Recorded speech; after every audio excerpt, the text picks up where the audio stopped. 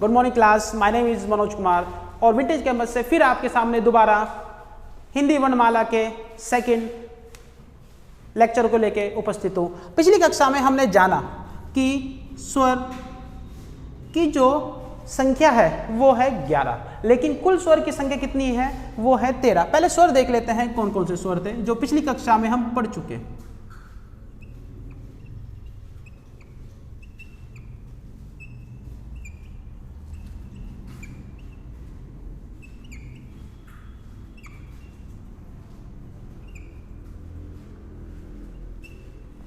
इन स्वरों को हम जान चुके हैं। ये स्वर मूल स्वर हैं जिनकी संख्या 11 है और इन्हें उच्चारण किस प्रकार करना है वो सीखने वाले थे। और पिछली कक्षा में ये भी बता चुका हूं कि कंठ, तालु, मूर्धन्य, दंतक और औष्टक होते क्या है और उन्हीं के लिए आज चर्चा करेंगे। बोलने हैं किसको क्या बोला जाएगा।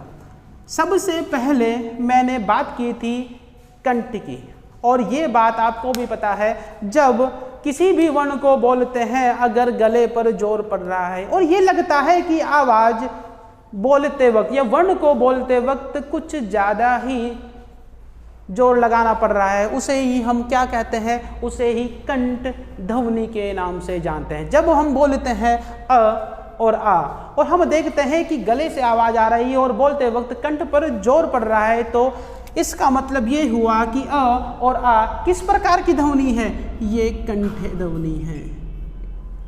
और तालु की बात करते हैं। पिछली बार ये भी बताया था मैंने आपको कक्षा में कि तालु किन्हें कहेंगे कि जब बोल तो रहे हम पर आवाज गले से भी आ रही है पर उसे बोलते वक्त जोर नहीं पड़ रहा, तो उन्हें क्या कहते हैं, हम उन्हें कहते हैं तालु ध्वनि। तो इसमें अगर हम ई की बात करें तो ये क्या है, तालु ध्वनि। लेकिन अगर हम ऊ और ऊ की बात करें तो ये किस तरह की ध्वनि है, औष्टक ध्वनि। क्यों है औष्टक, क्योंकि इन्हें बोलते वक्त आपकी जो होठ की आकृति है वो गोल हो जाती है, इसलिए ऊ और ऊ किस प्रकार की ध्वनि है, ये औष्टक ध्वनि है। चलिए आगे देखते हैं। पिछली कक्षा में हमने ये भी जाना था अगर हम इन्हें उच्चारण करते हैं तो इसे अ और ई से मिलाकर बनाया है तो इसे क्या कहेंगे, इसे ऐ कहेंगे। जबकि इसे क्या कहते हैं, इसे कहते हैं ऐ, इसे कहते हैं औ और इसे कहते हैं औ। अब पहचानना हो गया बिल्कुल आसान। कैसे आसान हो गया बिल्कुल पहचानना, मैं जानता हूं अ किस में आता है, कंठ में आता है, ई किस में आता है, तालु में आता है। इसका मतलब ये दोनों कैसे हुए, ये कंठ तालु हुए। आगे की बात करते हैं। इसमें भी अ किस में आएगा, कंठ में आएगा, और ऊ किस में आएगा, औष्टक में आएगा। तो ये भी पहचानना बिल्कुल आसान हो गया, ये बन गई कंठ औष्टक। ये थे आपके ध्वनि के अनुसार आपके वर्ण को पहचाना। अब बच गया है री। री लिखा जाता है इस प्रकार, और सभी मुझे कमेंट करके बताएंगे कि री का उच्चारण किस जगह होगा, कंठ में होगा, तालु में होगा, औष्टक में होगा, या कंठ तालु या कंठ औष्टक, या इसके अलावा कुछ और होगा। ये सभी मुझे आप कमेंट करके बताएंगे। चलिए आगे देखते हैं। हम स्वर को 3 तरह से बोलना सीखेंगे। पहला, हम जीभ के आधार पर इसका विभाजन करेंगे। जीभ के आधार पर देखिए किस प्रकार होगा जीभ के आधार पर विभाजन। मान लीजिए ये हमारी जीभ है, ठीक, और इसका जो ये भाग है ये है आपका अग्रभाग। अगर हम इसकी बात करें, ये है जीभ का मध्य भाग और ये है जीभ का पश्च भाग। पश्च मतलब पिछला भाग। अब कैसे पहचाने कि कौन सा अग्र है, कौन सा मध्य है, कौन सा पश्च है, तो याद रखिएगा जब किसी भी ध्वनि को बोलते समय उस ध्वनि में ज़्यादा जोर लगाने की जरूरत पड़ रही है गले से, तो वह आपके पश्च स्वर होंगे। लेकिन अगर इतना अधिक जोर नहीं लगाना पड़ रहा बोलने के लिए तो वह होंगे मध्य।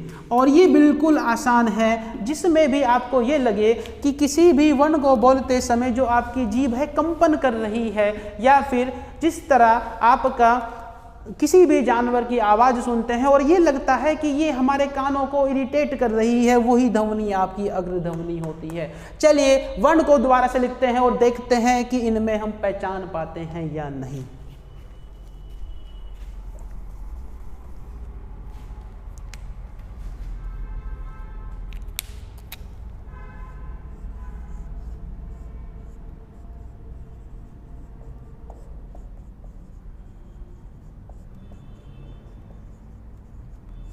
वापिस सभी स्वर को लिख लेते हैं पहले।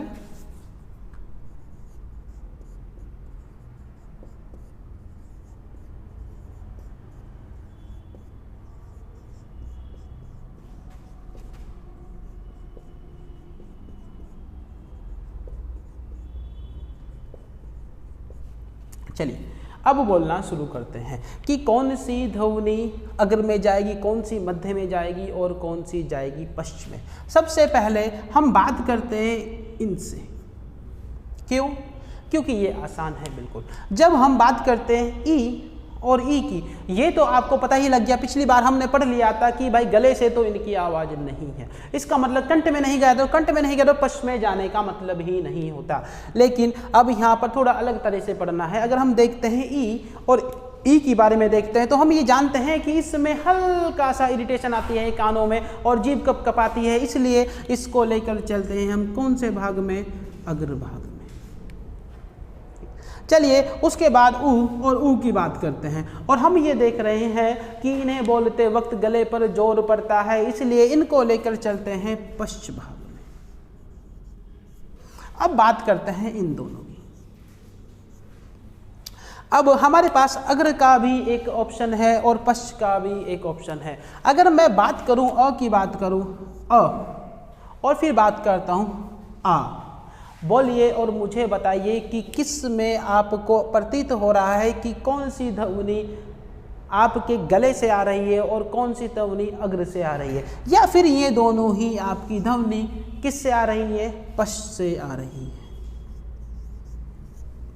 चलिए आगे बात देखते हैं। हम जानते हैं ये किससे मिलकर बना है? ये अ और ई से मिलकर बना है और ये अ और अ से मिलकर बना है। अगर इसकी बात करें, ये बना है अ और ऊ से और ये अ और ऊ। चलिए मानता हूं कि अगर आप भूल गए कि नहीं पहचान पा रहे कि ये किस में जाएगी और ये किस में जाएगी, बस आपको इसका दूसरा वर्ण याद रखना है। हम जानते हैं कि ई किस में जा रहा था? ई अग्र में जा रहा था, तो ये दोनों भी किस में जाएंगे? अग्र में जाएंगे। अब बात करते हैं इसकी। हम जानते हैं कि ऊ किस में जा रहा था? ऊ पश्च में जा रहा था, तो ये दोनों भी किस में जाएंगे? ये दोनों भी पश्च में जाएंगे। फिर वापस आते हैं इन्हीं पर। क्यों? अब हमारे पास सब कुछ है, लेकिन अभी तक एक भी ऐसा वर्ण नहीं आया जो किस में जाएगा? जो मध्य में जाएगा। क्यों? क्योंकि देखिए अग्र भी है पश्च भी है, ये दोनों भी अग्र गए, ये दोनों भी आपके पश्च में गए। ठीक, अब इन दोनों में थोड़ा सा चर्चा करते हैं अ और आ में। देखिए अगर मैं बोलूं ऊ और ऊ, अब मैं बोलूं आ, तो दोनों की ध्वनि एक जैसी लगती है, गले पर जोर पड़ रहा है दोनों में और इसलिए दोनों पश्च में जा रहे हैं। लेकिन अगर मैं इन दोनों को कंपेयर करूं अ और आ, तो मुझे ये लगता है कि आ में तो जोर लग रहा है बोलने के लिए, पर आ में इतना जोर नहीं लगाना पड़ रहा, इसलिए ये मध्य में जाता है। था आसान बिल्कुल। वापिस एक बार रिपीट कर लेते हैं। हमने देखा आ में बोलने के लिए जोर लग रहा है, ऊ में बोलने के लिए जोर लग रहा है, ये पश्च में गए, पर इसमें जोर नहीं लगता बोलने के लिए, इसलिए मध्य में गया। और यहाँ पर हमने देखा कि बोलते वक्त इरिटेशन हो रही है, इसलिए ये अग्र में गया। और यहाँ तो बिल्कुल ये आसान था, आपको बस इसका दूसरा अक्षर लेना है। ये किस में जा रहा था? ये अग्र में जा रहा, तो इसे भी अग्र में लेकर चले गए। और इसका दूसरा अक्षर भी किस में जा रहा था? ये पश्च में जा रहा था, तो इन्हें भी पश्च में लेकर चले गए। चलिए आगे देखते हैं। अब इसका तीसरा भाग पढ़ते हैं, मुख खुलने के आधार पर विभाजन स्वर का। जैसे पहले हम जानते हैं संवर्त और विवर्त किसे कहते हैं। सबसे पहले बात करते हैं विवर्त की बात करते हैं। इसका मतलब ये हुआ कि जब आपका मुख किसी भी वर्ण को बोलते समय खुल जाए पूरा, उसे ही हम विवर्त कहा जाता है। जबकि संवर्त का मतलब है किसी भी वर्ण को बोलते समय मुख नामचारे के लिए खुले, उसे ही हम संवर्त के नाम से भी जानते हैं। लेकिन अगर मैं कहूँ कि जो मुख है आपका आधा खुला है किसी भी वर्ण को बोलते समय, उसे कहेंगे क्या? उसे कहेंगे अर्ध विवर्त। और इसी प्रकार अगर मैं कहूं कि संवर्त क्या था? किसी भी वर्ण को बोलते समय नामचारे के लिए मुख खुल रहा है। मान लीजिए संवर्त को बोलते समय 10% का मुख खुल रहा है, लेकिन अब किसी भी वर्ण को बोलते समय 30% मुख खुला, तो इसका मतलब क्या होगा? वो होगा अर्ध संवर्त। चलिए इसी आधार पर बांटते हैं सभी स्वर को।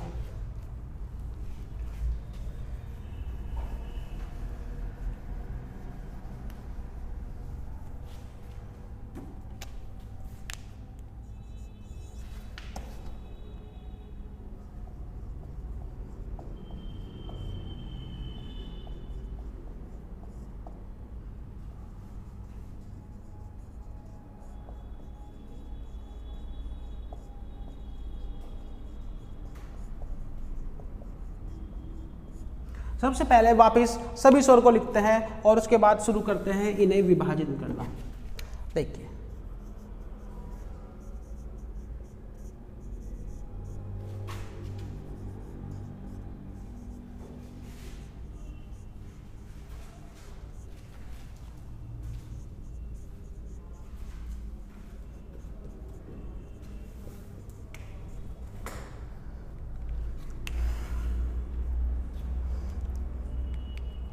चलिए देखते हैं। सबसे पहले हम बोलते हैं और बोलने के बाद देखेंगे कि इन चारों में से किस में जाएंगे आपके वर्ण।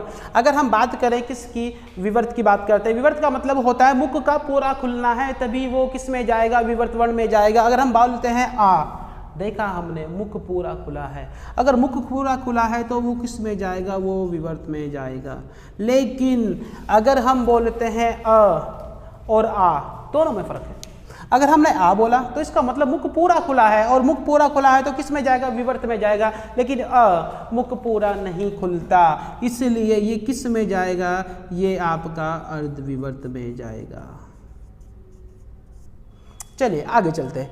ई और ऊ, इन दोनों में हमें पता लग रहा है कि इनका उच्चारण करते समय नामचारे का मुख खुल रहा है, तो ये चारों किस में जाएंगे? ये चारों संवर्त में जाएंगे। चलिए आगे देखते हैं। आगे देखने के बाद ये किससे मिलकर बना था? ये अ और ई से मिलकर बना था। ये किससे मिलकर बना था? ये अ और ऐ से मिलकर बना था। ये किससे मिलकर बना था? ये अ और ऊ से मिलकर बना है, और ये अ और ओ से मिलकर बना है। अब इनको भी देखते हैं कैसे पता लगेगा। चलिए थोड़ा सा कंपैरिजन करना शुरू करते हैं और देखते हैं सबसे पहले ऐ किस में जाएगा। सबसे पहले अगर हम देखें आ और ऐ, दोनों में फर्क है। आ में पूरा मुख खुल रहा था और ऐ में कम मुख खुल रहा था। अब देखते हैं अ और फिर ऐ। जो अ है उसमें जितना मुख खुला, ऐ में उससे कम मुख खुला। इसका मतलब ना तो ये विवर्त है और ना ही ये अर्ध विवर्त है। जबकि अगर संवर्त की बात करें, ई और ऐ दोनों में फर्क है। इसमें नामचारे का मुख खुला है और इसमें इससे अधिक मुख खुला है। इसका मतलब ये किस में गया? ये आपका अर्ध संवर्त में गया। इसी प्रकार अगर हम औ को देखें तो ये भी आपका अर्ध संवर्त में जाएगा। चलिए आगे देखते हैं। अब इन दोनों की बात करते हैं, ये किस में जाएगा। फिर वही कंपैरिजन करते हैं इनका। जब इन सब के साथ कंपैरिजन करते हैं तो हमें पता लगता है कि यह अर्ध विवर्त में जाता है, और ये भी आपका अर्ध विवर्त में जाता है। चलिए अब हमने तीन तरह से देखा इसका विभाजन। सबसे पहले तो कंठ तालु मूर्धन्य दंते ओष्ठक के हिसाब से देखा, दूसरे में हमने जीभ के आधार पर देखा, और तीसरे में मुख के खुलने के आधार पर देखा। तो इस प्रकार हमने स्वर को बोलना सीखा, और अगली कक्षा में हम जानेंगे किस प्रकार आपका व्यंजन बना और व्यंजन में किस किस प्रकार उसका उच्चारण होता है।